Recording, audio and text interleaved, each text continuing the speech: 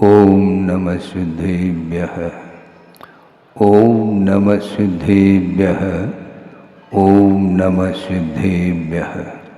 मंगलम भगवान वीरो मंगलम गौतमो गणे मंगलम कुंद कुंदाद्यो जैन धर्मोस्तु मंगलम सर्वमंगल मांगल्यम सर्वकल्याणकारकम प्रधानम सर्वधर्माणां जैनम जयतु शासनम। अहिंसा परमो धर्म की महावीर भगवान की प्रातः स्मरणे परम पूजाचार्य गुरुवर श्री विद्यासागर जी मुनि महाराज की जय।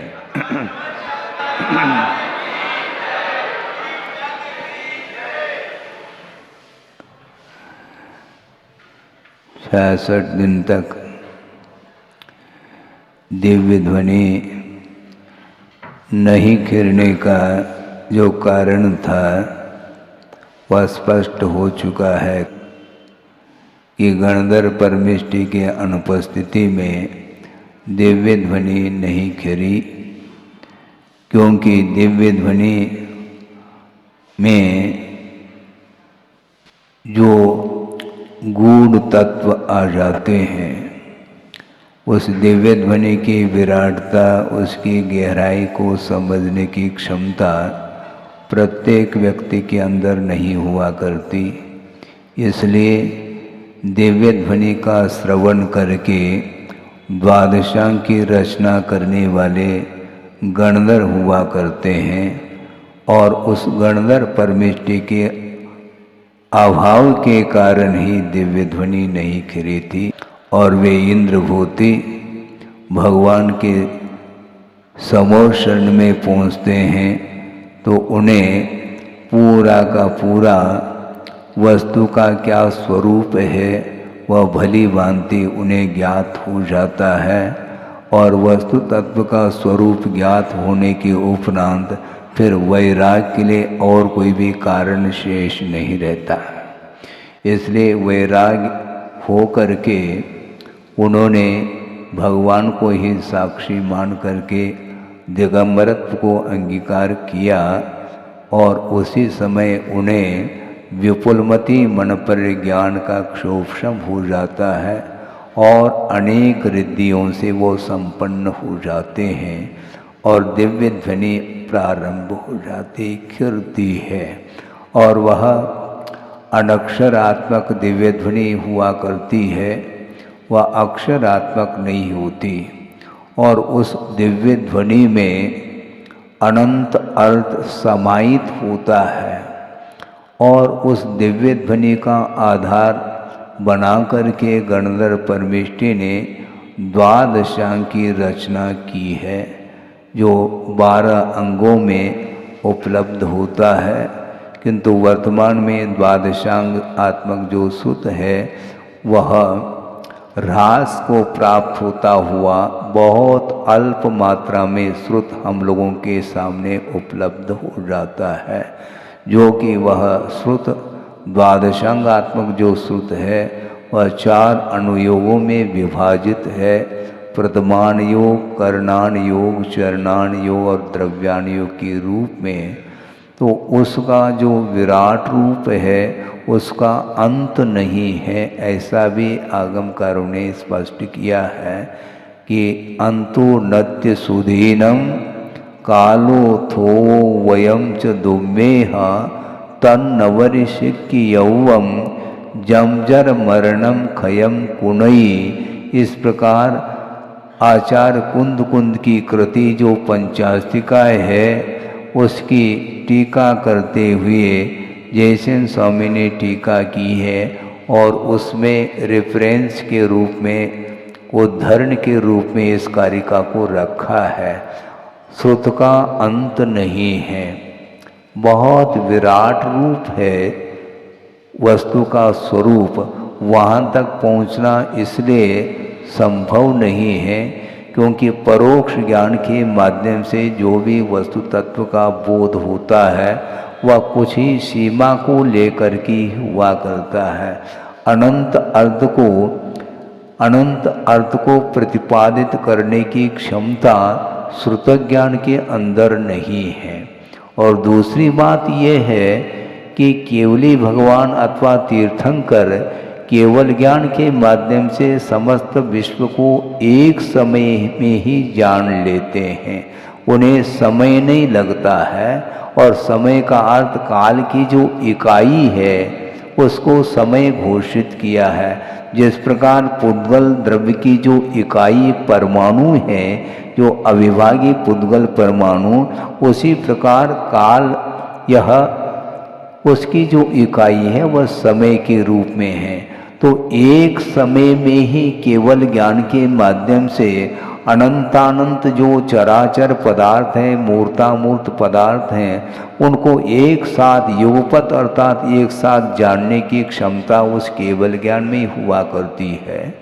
और केवल ज्ञान के माध्यम से वस्तु तत्व को वो जानते नहीं, किंतु वह सारा सारा वस्तु का समूह जानने में आ जाता है। ऐसा कहा जैसे यद विद्या दर्पणायते, इस प्रकार आप लोग रत्नकंठ श्रावकाचार्य के अंदर पढ़ते हैं। दर्पण के समान वह सारा सारा विश्व केवल ज्ञान रूपी दर्पण में वह अवतरित हो जाता है, प्रतिबिंबित हो जाता है। तो ऐसी स्थिति में केवल ज्ञानी केवल ज्ञान के माध्यम से एक समय में समस्त पदार्थों को, जो कि अतीत अनागत के पर्यायों के साथ एक साथ जानते हैं।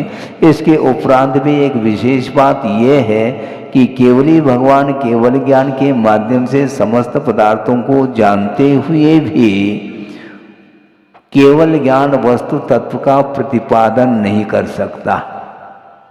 महाराज ये कोई क्या कैसी बात हो गई, समस्त पदार्थों को जानने की क्षमता रखता है केवल ज्ञान, तो वस्तु तत्व का प्रतिपादन क्यों नहीं करता है?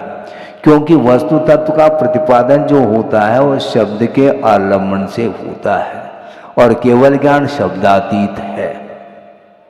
इसलिए शब्द के माध्यम से वस्तु तत्व की प्ररूपणा जो होगी वह दिव्य ध्वनि के द्वारा होगी, और दिव्य ध्वनि के माध्यम से वस्तु तत्व का जो स्वरूप सामने आता है वह भी निरक्षरी के रूप में आ रहा है, उसमें अक्षर नहीं है।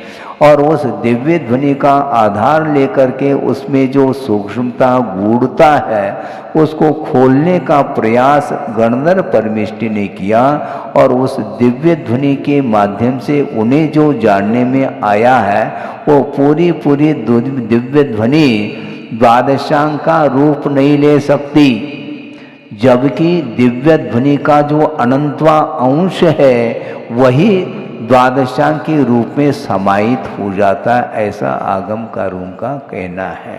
तो इस प्रकार गणधर परमेष्टि ने रिद्धि से संपन्न वे गणधर परमेष्टि जिनके पास अवधि ज्ञान भी है, विपुलमति मणिपर ज्ञान भी है, और अनेक रिद्धियों से वह संपन्न है, और उस दिव्य ध्वनि का आधार लेकर के उसको अपने बुद्धि के माध्यम से द्वादशांग की रचना उन्होंने की है, और वह द्वादशांग की रचना के माध्यम से वह श्रुत जानने में आता है। किंतु वह द्वादशांगात्मक जो श्रुत है वह लिपिबद्ध नहीं हो सकता। जीवन का काल और चातुर्मास का काल तो केवल 4 ही महीने हैं, बल्कि 4 महीने भी नहीं, दिवाली के लिए 3.5 महीने हैं, उसमें भी 2-1 दिन समाप्त हो गए, ध्यान रखो। इसलिए जीवन बहुत अल्प समय के लिए मिला, क्योंकि देवगति में सागरोपम आयु हुआ करती है, और वहाँ पर तत्व चिंतन मनन आदि करने के लिए काफ़ी समय रहता है, किंतु वहाँ पर संयम धारण करने के लिए वहाँ पर वातावरण नहीं है। इसलिए संयम के साथ श्रुत की आराधना करने के लिए मनुष्य पर्याय मिली है।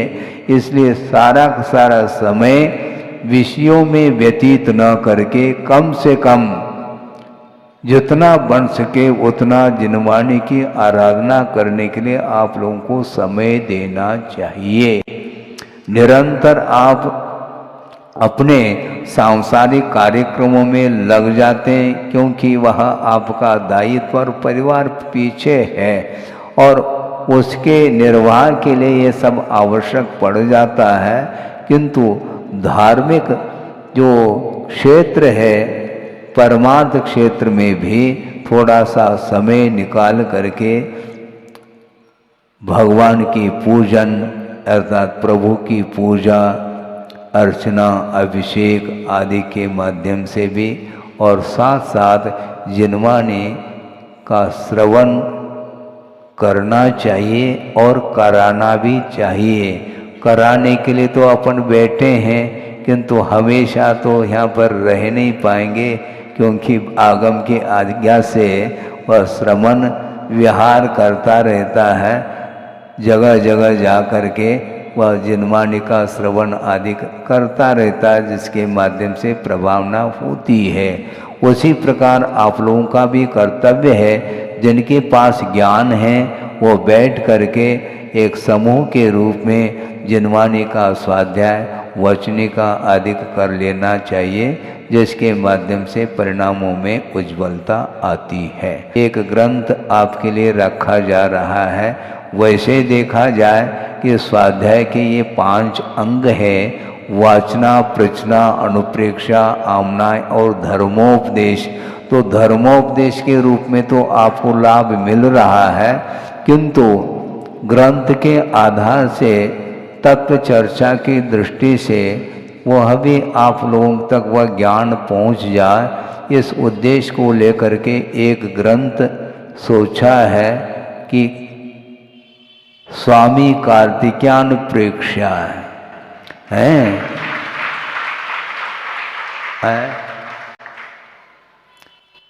क्योंकि यह अनुप्रेक्षा ग्रंथ है। अनुप्रेक्षा का अर्थ भी यही होता है, हम खोलेंगे बाद में। यहाँ पर स्वामी कार्तिक्यान प्रेक्षा ग्रंथ है, जो कि आचार्य कार्तिकेय हुए हैं, उन्होंने ही इस ग्रंथ की रचना की है, जिसमें 12 अनुप्रेक्षाएँ 12 अनुप्रेक्षाओं का विषय सर्वांगीण मिलता है और उसकी टीका भी शिवचंद्र स्वामी ने की है। संक्षेप में इसका अर्थ आपके सामने हम प्रतिदिन रखेंगे और उसके माध्यम से जो भी जिज्ञासाएं हो सकती हैं तात्कालिक रख भी सकते हैं, नहीं है तो अन्य समय में भी उसका समाधान दिया जा सकता है। तो सर्वप्रथम यहाँ पर मंगलाचरण कर रहे हैं, आपके सामने हैं। तिहुवन तिलयम देवम वंदिता तिहु निंद परिपूज्यम ओछम अनुपेहावो भवीय जनानंद जननी वो। मंगलाचरण किया है।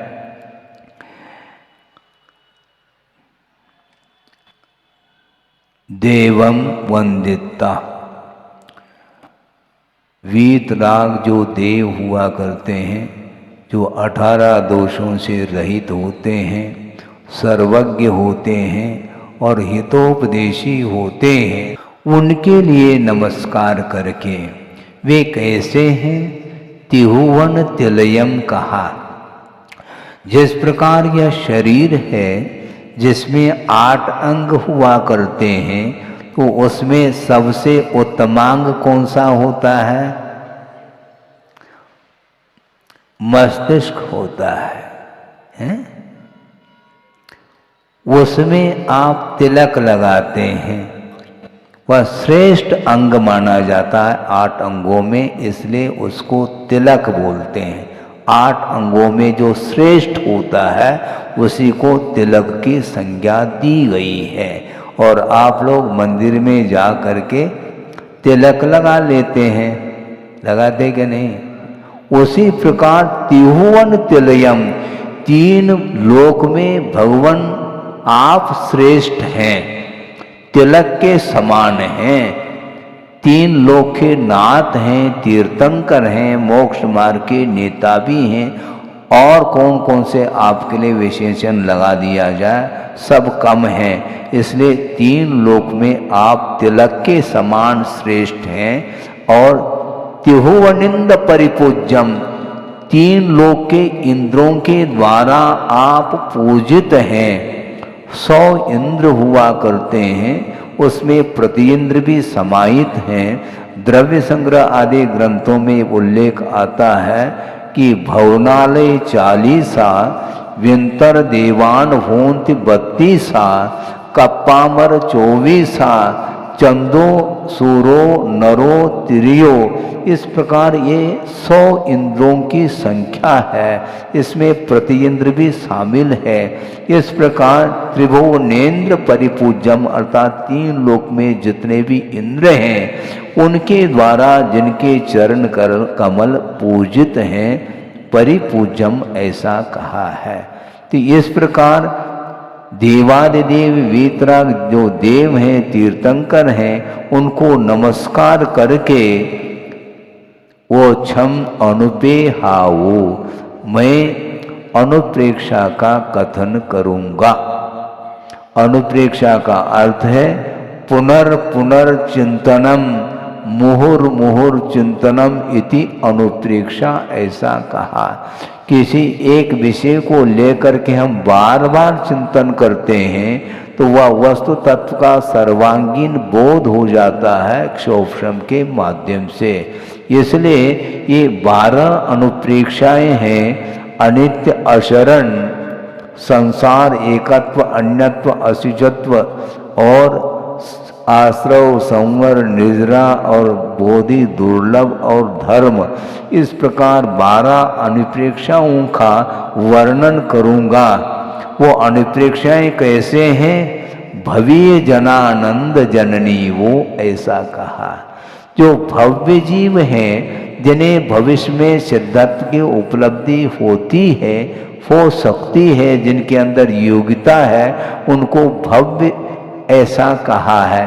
भवितुम योग्य भव्य, जो होनहार होता है, सिद्धत्व को उपलब्ध करने की योग्यता सामर्थ्य रखता है, उसको भव्य बोलते हैं। उनको आनंद उत्पन्न कराने के लिए ये अनुप्रेक्षाएं जननी के समान ऐसा कहा। भव्य जनानंद जननी, वो ऐसा कहा। जिस प्रकार माँ शिशु का पालन पोषण करती है और उसके माध्यम से वह शिशु आनंद का अनुभव करता है, आनंदित हो जाता है उसके गोद में, माँ के गोद में, उसी प्रकार भव्य जीवों के आनंद को उत्पन्न करने के लिए ये सारी अनुप्रेक्षाएं जननी के समान हैं, ऐसा इन्होंने मंगलाचरण में बात रखी है। सोचो स्वाध्याय करने से कितना लाभ मिलता है। प्रवचन तो है अपनी जगह, विस्तार के साथ दृष्टांत आदि दे करके प्रवचन किया जाता है, किंतु आचार्यों ने जो श्रम किया है, द्वादशांग की रचना करके इतना विश्व के ऊपर महान उपकार किया है। गुफाओं में, जंगलों में रह करके रात दिन तत्व का चिंतन करके, श्रुत का मंथन करके, बहुत सारे ग्रंथ जिनके द्वारा रचे गए हैं, अध्यात्म ग्रंथ भी हैं। कुंद कुंद की कृति जिसको बोलते हैं समय सार, प्रवचन सार, पंचास्तिकाय, अष्टपाहुड़, और उन्होंने भी नियम सार भी उन्होंने लिखा, और साथ साथ द्वादशांग प्रेक्षा की रचना भी कुंद कुंद स्वामी ने की है, और उनके ग्रंथों के ऊपर टीकाएँ उपलब्ध होती हैं। अमृतचंद सूरी हुए हैं जिन्होंने समयसार, प्रवचनसार, पंचास्तिकाय आदि के ऊपर टीका लिखी है, और जयसेन स्वामी ने भी इन्हीं ग्रंथों के ऊपर संस्कृत में टीका लिखी है। टीका ग्रंथों के माध्यम से बहुत सारा विषय सरल होता चला जाता है, उसमें गाथाओं में और सूत्रों में जो गूढ़ता रहती है वह टीकाओं के माध्यम से स्पष्ट हो जाता है। और मान लो जिसको संस्कृत का ज्ञान नहीं है तो विद्वानों ने वो संस्कृत टीका की हिंदी भी की है, उन हिंदी भाषा के माध्यम से भी हम मूल तक पहुंच सकते हैं कि आचार्यों का क्या भाव रहा है। इस प्रकार यह मंगलाचरण के रूप में ये कार्तिकेयन परीक्षा प्रारंभ की है। वस्तुतः वीर शासन जयंती आज मनाई जा रही है और कल आप लोगों ने सब मिल करके, और हम भी उसमें शामिल थे, गुरु पूर्णिमा को मनाया है। गुरु का क्या महत्व होता है। गुरु के अभाव में अंधकार ही फैला हुआ रहता है। धर्म की आराधना करिए। हाँ, हम एक दूसरे के साथ मित्रता का व्यवहार करते तो हैं, किंतु किसी न किसी अपेक्षा को लेकर के मित्रता का व्यवहार होता है, वह तात्कालिक होता है, उसमें स्वार्थ परायणता रहती है। इसलिए बिना किसी स्वार्थ, बिना किसी अपेक्षा के यदि मित्र के रूप में कोई वस्तु आती है तो वह धर्म ही आता है, ऐसा कहा है। वस्तु का जो स्वभाव है वह धर्म है, वही हमारे लिए बंधु हैं, क्योंकि वह भवांतर तक वह धर्म बना रहता है। किंतु तात्कालिक जो मित्र हैं वह तात्कालिक ही है, हमेशा आपके साथ रहने वाले नहीं। मित्र तो नहीं रहेंगे और बल्कि परिवार भी आपके साथ हमेशा जुड़ा हुआ नहीं रहता।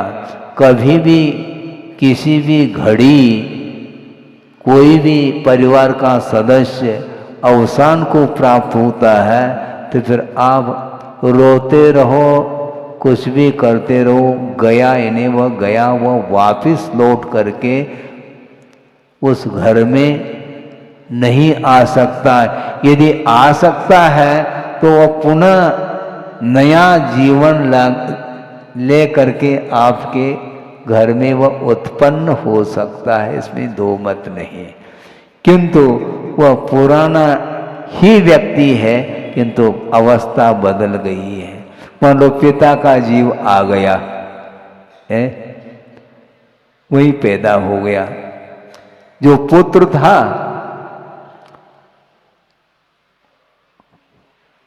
है, जो पुत्र की शादी करके ही वो गया है, और वह पुत्र, वह जीव आया है पुनः और वह जन्म ले रहा है। लेकिन नहीं, वो पुत्र के रूप में ही है वो, क्योंकि नया है ना वो। हाँ, वो पिता था पुत्र का, और उसका अवसान होने के उपरांत वो पुत्र का ही वह पुत्र बन रहा है। सोचो क्या, पहले तो आदर के साथ उनको ऊपर बिठाते थे, अब वह पुत्र ही पिता बन गया और पिता पुत्र बन गया। इस प्रकार यह संयोग होता रहता है। इसलिए वस्तुतः यह साथ आने वाले कोई भी नहीं है, किंतु अपने जो धर्ममय परिणाम है वही अपने साथ आने वाला है। यदि साथ में जाता है तो पाप जाता है अथवा पुण्य जाता है। इसलिए अपने ही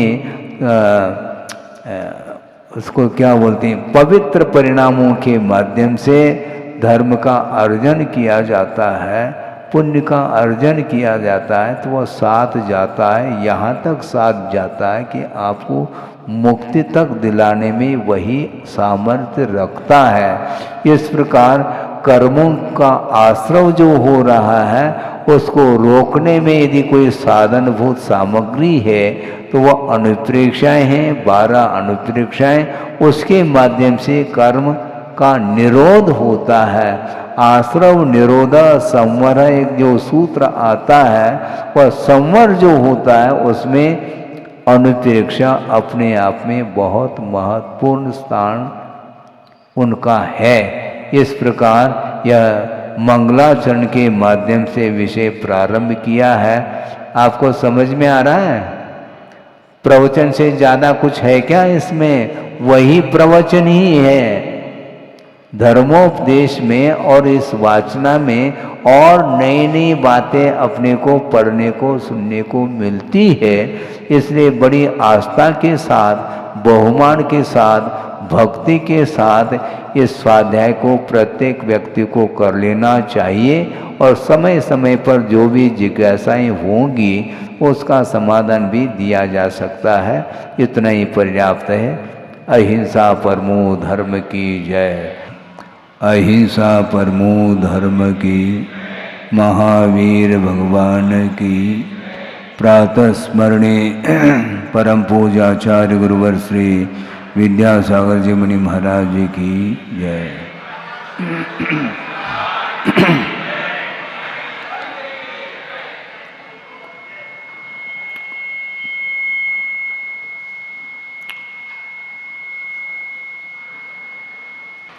और उसी तिथि पर कार्तिकेयन प्रेक्षा का स्वाध्याय प्रारंभ किया था मंगलाचरण के रूप में। और उसमें ग्रंथकार ने मंगलाचरण किया था कि देवादिदेव को नमस्कार किया है, जो कि 3 लोक में श्रेष्ठ होते हैं और 3 लोक में जो इंद्रादिक हैं उनके द्वारा नमस्कृत होते हैं, पूज्य होते हैं, ऐसा कहा था। और उसके साथ भव्य जीवों को आनंद उत्पन्न करने में माँ के समान, जननी के समान ये अनुप्रेक्षाएँ हुआ करती हैं, जिसका वर्णन प्रारंभ किया जाता है, ऐसा स्पष्ट किया था। थोड़ा सा विषय उसी संबंधी और लेना चाहते हैं कि देव का क्या स्वरूप होता है, वह भी सामने आना चाहिए। क्योंकि जिस देव की वंदना हमने की है, तो देव का क्या स्वरूप होना चाहिए, इसका विश्लेषण भी बहुत अच्छे ढंग से आचार्य समंतभद्र महाराज ने रत्नकर्ण श्रावकाचार्य के अंदर स्पष्ट किया है। जो 18 दोषों से रहित होते हैं और समस्त पदार्थों को जानते हैं और हितोपदेशी होते हैं, उनको देव की संज्ञा दी है, उनको आप्त की संज्ञा दी है। सिद्ध परमेष्टि आप्त है क्या नहीं, ये प्रश्न खड़ा है। सिद्ध परमेष्टि को आचार्य आप्त के रूप में स्वीकार नहीं करते हैं, क्योंकि आप्त के जो विशेषण हैं वे सारे विशेषण सिद्ध परमेष्टि में देखने में नहीं आते हैं। सिद्ध परमेष्टि 18 दोषों से रहित हैं, वीतरागी हैं और सर्वज्ञ भी हैं, किंतु हितोपदेशी वो नहीं हैं। क्योंकि उपदेश कौन देते हैं? जो आठों कर्मों से मुक्त हो चुके हैं, अपने स्वभाव को उपलब्ध जिन्होंने कर लिया है, और वे अब उपदेश नहीं देंगे। तो हितोपदेशी रूप जो विशेषण है वह आप्त के लिए लागू होता है, जिसको देव की संज्ञा दी है। हित का उपदेश है, हित का और अहित का परिज्ञान भी होना चाहिए। हित किसमें निहित है? हित किसमें निहित है? किसके द्वारा हित होता है? आत्मा का हित जो होता है वह किसमें होता है? संसार अवस्था में आत्मा का हित नहीं होता है, किंतु संसार अवस्था में रहते हुए भी यदि हम मोक्ष पथ पर आरूढ़ होते हैं, अपनी भूमिका के अनुरूप सम्यक दर्शन के साथ अनुव्रत आदि का पालन करते हुए अथवा भूमिका के अनुरूप सकल संयम का पालन करते हुए अर्थात रत्नत्रय की आराधना करते हुए हम जीवन व्यतीत करते हैं तो निश्चित रूप से आत्मा का हित हो सकता है।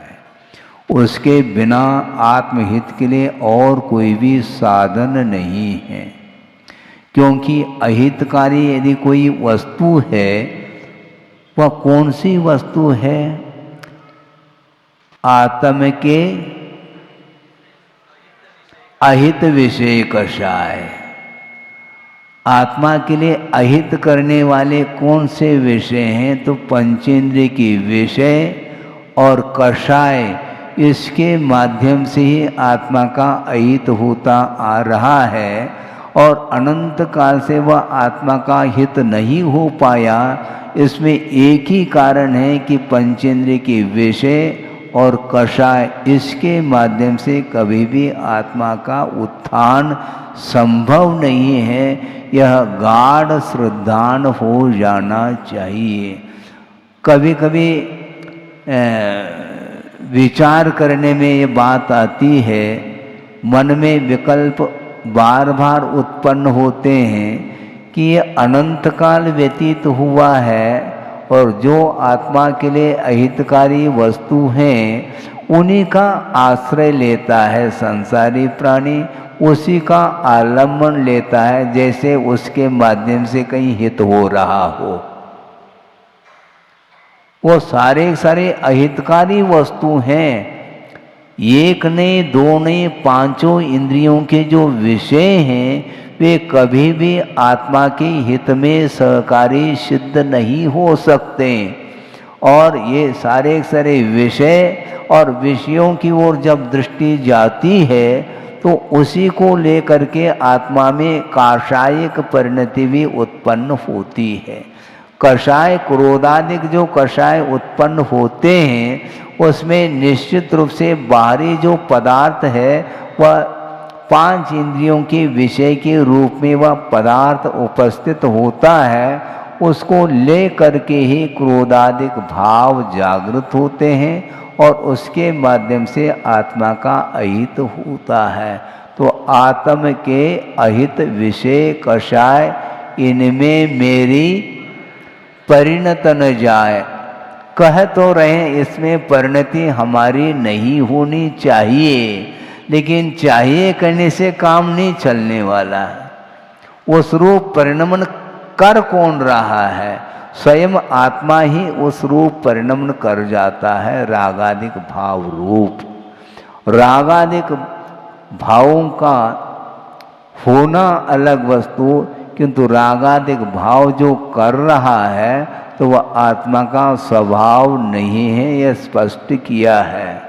क्रोधादिक भाव जो जागृत होते हैं वह आत्मा का स्वभाव है क्या? नहीं है महाराज। तो रागादिक भाव क्यों कर रहे हो? क्रोधादिक कषाय क्यों कर रहे हैं? करना पड़ता है महाराज, ऐसा नहीं। क्योंकि क्रोधादिक कषाय के द्वारा यदि आपका अर्थात आत्मा का हित होता हो तो कर लो, कोई बाधा नहीं, तभी से कर लो, हमें कोई आपत्ति नहीं, किंतु हित होना चाहिए। हित जब नहीं हो रहा है तो उसको छोड़ने का पुरुषार्थ करना चाहिए। जो पर वस्तु मेरी जब नहीं है तो उसके साथ स्वामित्व भाव लेकर के संसारी प्राणी सामने आता है। यहाँ तक कि पहले भी प्रसंग के अनुरूप कहा है वो पुनः आपके सामने ताज़ा करना चाहता हूँ, क्योंकि 4 महीना निकालना भी तो है। बार बार इन्हीं प्रसंगों को लेकर के वस्तु का स्वरूप क्या है इसकी जानकारी हमें आगम के माध्यम से होती है। इसलिए वस्तुतः ये रागादिक भाव जो हो रहे हैं ये आत्मा का स्वभाव नहीं है, फिर भी करता चला जाता है। यहाँ तक कि सम्यक ज्ञान होने के बावजूद भी कषाय से ऊपर उठना बहुत कठिन सिद्ध होता है। सम्यक्त्व के अभाव में जो कषाय की परिणति है उसका कोई अंत ही नहीं, क्योंकि अनंत आशा के रूप में जब कषाय जागृत होती है उस समय तो वह अपना क्या पराया क्या इसका कोई परिज्ञान उसे नहीं हो सकता है। वस्तु तत्व के प्रति समीचीन श्रद्धा का भाव जागृत नहीं हो सकता, किंतु सम्यक दर्शन के साथ जो ज्ञान की परिणति होती है वह समीचीन रूप से ही ज्ञान की परिणति होती है। इसके बावजूद भी कषाय से ऊपर उठना उसके लिए पसीना आता है, हाँ। वह कषाय अप्रत्याख्यानावर्णी कषाय है जो कि संसारी प्राणी को वह भी सता रहा है। शायद सम्य दर्शन को लेकर के बैठो, कोई बाधा नहीं, किंतु वस्तु तत्व से आकर्षण उसका दूर नहीं होता है। पर वस्तु के प्रति जो स्वामित्व का भाव है और सम्यक दर्शन की उपस्थिति में भी वह सताता रहता है, ये ध्यान रखो। और जब तक पर वस्तु के प्रति स्वामित्व भाव रहेगा तब तक जो है वह संयम की प्रति उसकी रुचि जागृत नहीं हो सकती। श्रद्धान अलग वस्तु है। वस्तुतः ये पदार्थ जो पंचेंद्रिय के विषय हैं वो सारे सारे छोड़ने योग्य हैं और संसार के विकास में कारणभूत है। इस प्रकार गाढ़ श्रद्धान हुआ, उसके बावजूद भी छोड़ने के लिए कह दिया जाए तो हम सोचते हैं, ऐसा बोलता है वो। सोच करके पूछ करके आते हैं माता पिता को, है? मतलब वो उपदेश देंगे आपको, है? यहाँ पर पूछा जा रहा है कि आत्म के अहित विषय कषाय ऐसा कहा जा रहा है, इसके बाद भी वह निर्णय ले नहीं पा रहा है। श्रद्धान होने के उपरांत भी तदनुरूप अपने वृत्ति को बनाने के लिए उसको बार बार विचार करना पड़ता है। उसके बाद भी वह गाड़ी उसकी रिवर्स होती है। इसी को बोलते हैं असंयम की भूमिका। असंयम की भूमिका में जब आता है उस समय उसको कुछ भी दिखाई नहीं देता, श्रद्धान बना रहता है। यहाँ तक कि वह श्रद्धान क्षायिक के रूप में रह सकता है। इसके बाद भी अन्य जो कषायें हैं उनके माध्यम से वह प्रभावित होता चला जाता है पर वस्तु से, इसलिए उसका हित नहीं हो पा रहा है। इसलिए हित किसके द्वारा होता है? किसके द्वारा हित होता है? बोलो महाराज, आप ही तो बोलेंगे, हम तो सुनने के लिए बैठे हैं। फिर सुनो, फिर सुनने के लिए बैठे हैं तो आगे में जो कहा है उसको सुनना पड़ेगा, बल्कि मात्र सुनना ही नहीं, तदनुरूप अपने आप को ढालना पड़ेगा, तब कहीं जाकर के वह हित हो सकता है। इसलिए भगवान अर्थात आप तो कैसे होते हैं? 18 दोषों से रहित होते हैं। उसमें राग द्वेषादिक भाव सब समाप्त हो चुके हैं। अर्थात वीतरागी ही देव हो सकता है। सरागी देवी देवताओं की आराधना संसारी प्राणी करता हुआ अनंत काल व्यतीत किया है। इसके उपरांत भी वह अपने आत्मा का दर्शन नहीं कर पा रहा है। इसलिए किसकी आराधना करनी चाहिए? वीतरागी जो देव होते हैं, सर्वज्ञ होते हैं और हित का उपदेश देते हैं, वे ही आप इस संज्ञा को प्राप्त होते हैं। उन्हीं को देव के रूप में स्वीकार किया है। एक क्रियापद है दिव्यति इति देवः। उसका अर्थ लिया है, 2-3 अर्थ दिए हैं। एक तो जो परमानंद में क्रीड़ा करता है उसका नाम देव कहा। परमानंदे क्रीडति दिव्यति इति देवः। परम आनंद में वह क्रीड़ा कर रहा है। परमानंद कौन सा है? आपको जो आनंद आ रहा है वह परमानंद नहीं है, वह शारीरिक आनंद है, मानसिक आनंद है। आत्मिक आनंद का नाम ही यहाँ पर परमानंद कहा है। जो परमानंद में क्रीड़ा करता रहता है, उसी में स्वरूप में लीन रहता है, उसको बोलते हैं देव। अथवा कर्माणि जेतुम इच्छति इति देव, ऐसा कहा। जो कर्मों को जीतना चाहता है उसका नाम देव कहा है। अब किसको जीतना चाहते हो? कर्मों को जीतना चाहते हो क्या दूसरे को जीतना चाहते हो? शारीरिक संवेदनशील होने के उपरांत भी असंयम की भूमिका में चक्री चक्रवर्तित्व को प्राप्त करने के लिए 60,000 वर्ष उसने गमाया है। कमाया कुछ नहीं उसने, ये ध्यान रखो। 60,000 वर्ष किसको बोलते हैं? केवल युद्ध के लिए उसका उपयोग किया है। पूर्व कोटि आयु मिलती है और उसमें से 60,000 वर्ष तो यूं निकाल दिया उसने युद्ध के लिए।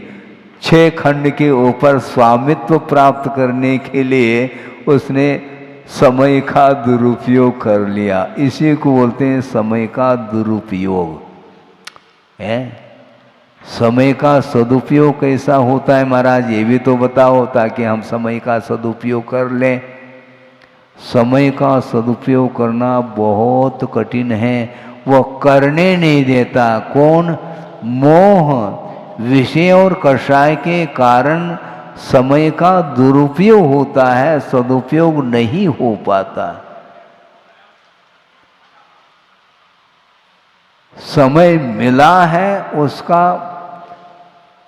उसकी क्या महत्ता है, उसका क्या मूल्य है, समझना चाहिए हमें।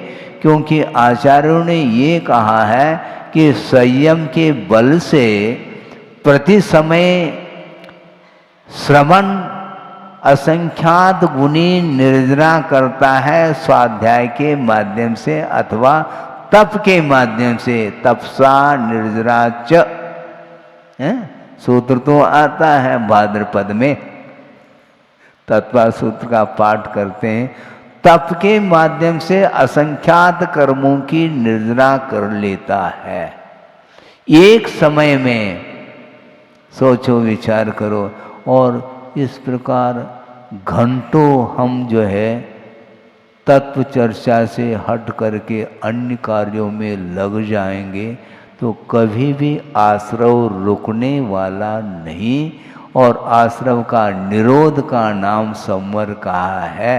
तो आश्रव का जो निरोध होता है वह किसके द्वारा होता है, समझना है। तो आश्रव का निरोध जो होता है, 2, 4, 6 साधन गिनाए हैं तत्वा सूत्रकार ने। एक तो सबसे महत्वपूर्ण संवर के लिए कारण बताया है गोप्ती। गोप्ती, समिति, धर्म, अनुप्रेक्षा, परिचय, विजय और चारित्र, इनके माध्यम से ससंवर जायते, वह संवर उत्पन्न होता है। यानी आश्रव का जो निरोध है वह इन 6 साधनों से ये संभव है। विषय, कषाय, राग, द्वेष आदि के माध्यम से कभी भी आश्रव रुकने वाला नहीं है। इसलिए ये अनुप्रेक्षा ग्रंथ का स्वाध्याय प्रारंभ किया है।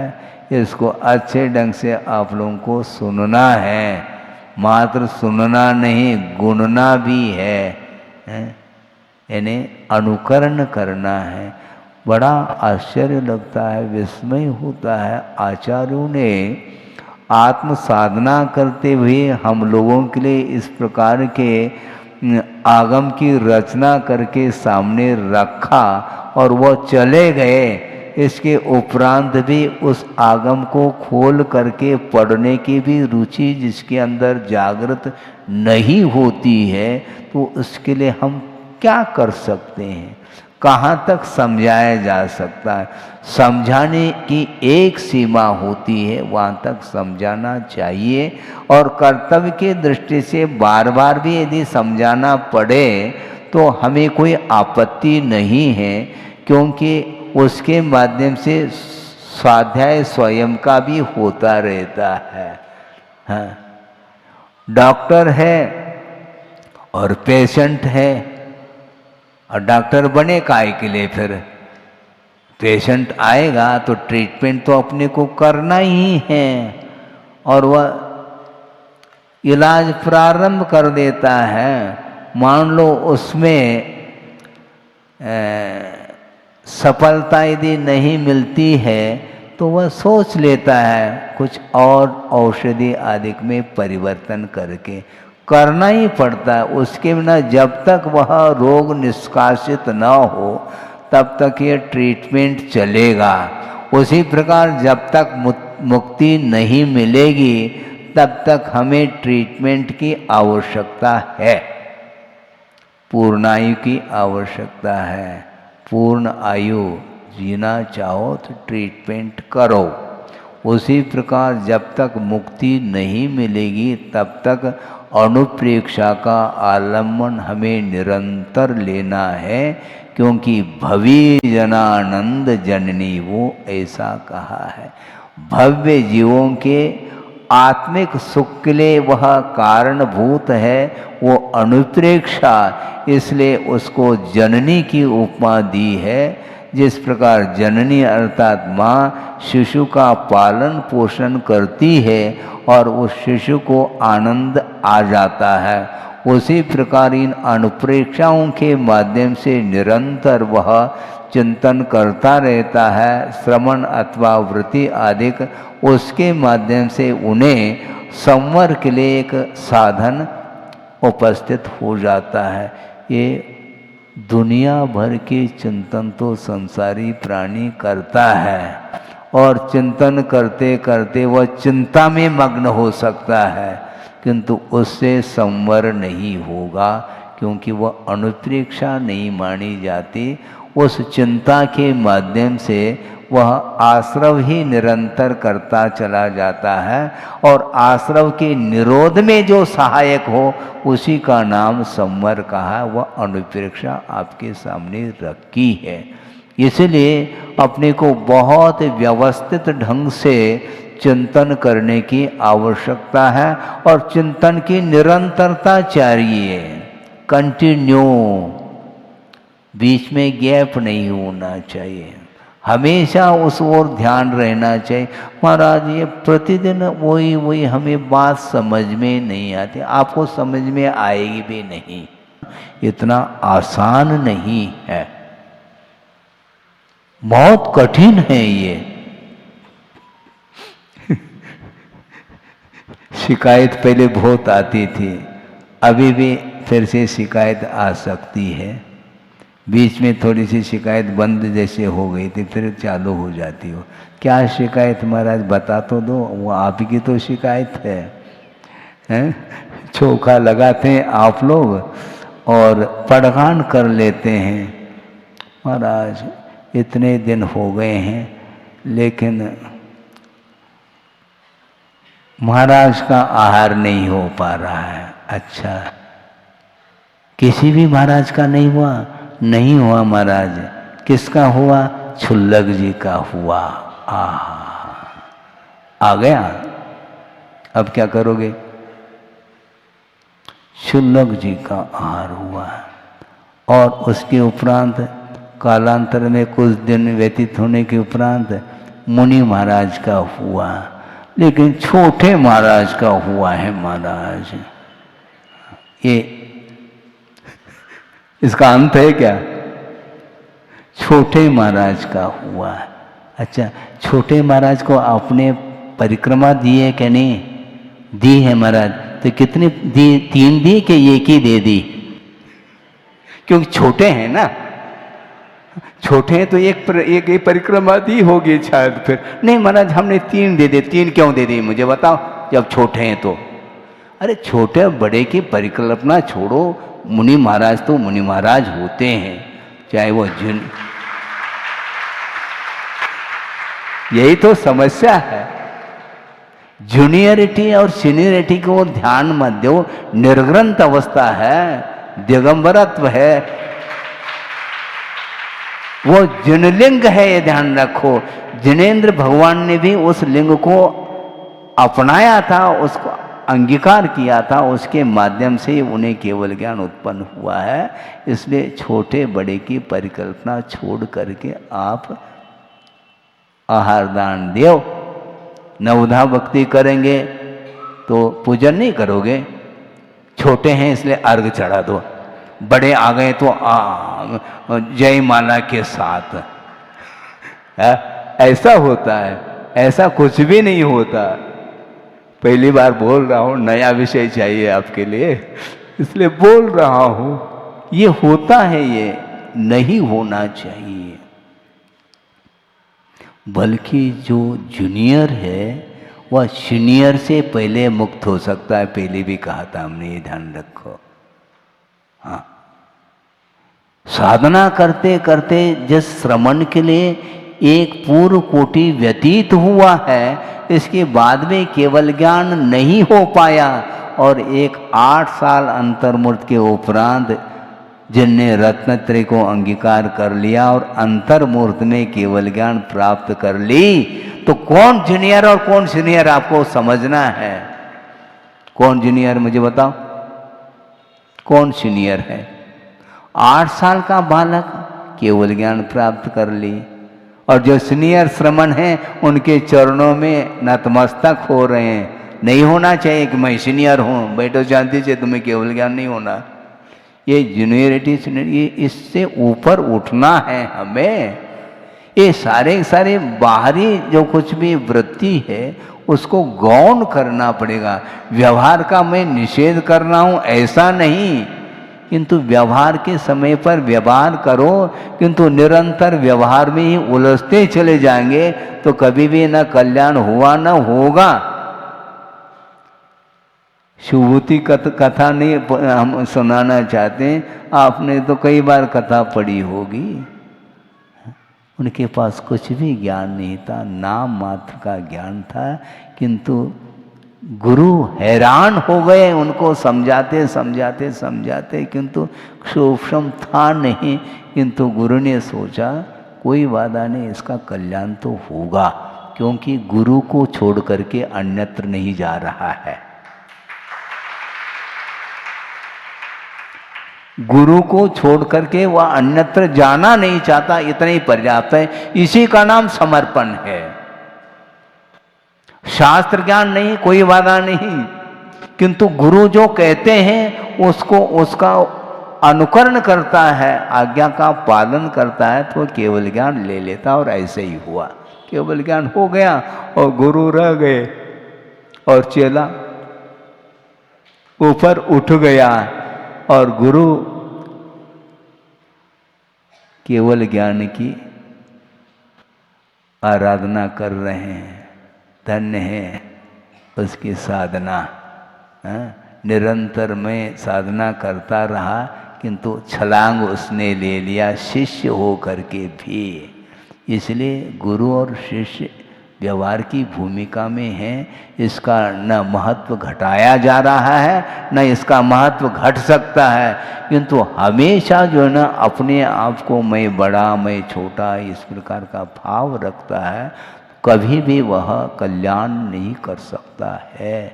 इसलिए ये छोड़ दो हैं। आगे हमारे लिए बड़े महाराज नहीं आ रहे हैं, छोटे महाराज आ रहे हैं। अरे कोई नहीं भी आए तो तुम्हें पुण्यार्जक बन जाओगे। क्यों? दाता जो है सुबह उठते ही अपने कार्य में लगा है। कौन से? वही दान की क्रिया। निरंतर वह पुण्य का संचय कर रहा है, और इसके उपरांत भी मान लो यदि पात्र नहीं भी आता है तो पुण्य का अर्जन रुकने वाला नहीं उसका। हाँ, पुण्य का अर्जन रुकने वाला नहीं है। और तीर्थंकर को पड़गाने के लिए कई श्रावक खड़े होंगे, और एक के यहाँ ही बड़गान हो पाएगा। बाकी सारे सारे जो दाता हैं फिर वो क्या, वो को पुण्यार्जक नहीं है, वो केवल श्रेयांश राजा पुण्यार्जक बन गए और अन्य राजा महाराजा वो क्या है, वो उनको पुण्य का अर्जन नहीं हो रहा है क्या, पुण्य का संचय नहीं हो रहा है क्या?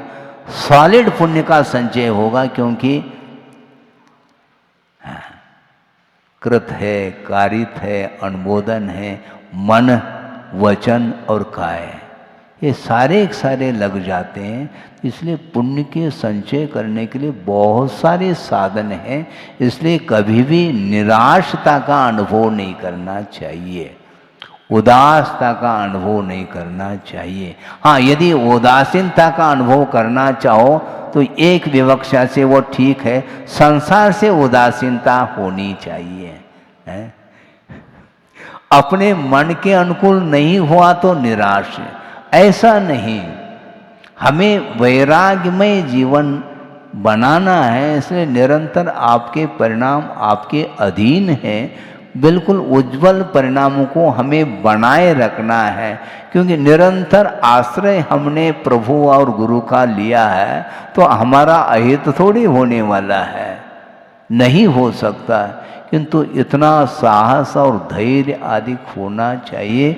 गुरुदेव का ये कहना रहा कि वो कैसे साधना करते होंगे साधक, पूर्व कूटी तक करते थे और जंगल में रह करके एकाकी हो करके तप करते थे, साधना करते थे।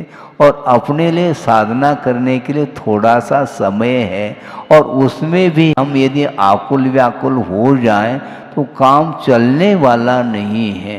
क्योंकि निरंतर अनुप्रेक्षा का चिंतन करेंगे तो आश्रव नियम रूप से रुकेगा, क्योंकि आश्रव के निरोध के लिए ही ये अनुप्रेक्षाएं साधन के रूप में उपस्थित होती हैं। इसलिए आश्रव को रोकने का हमें पुरुषार्थ करना है।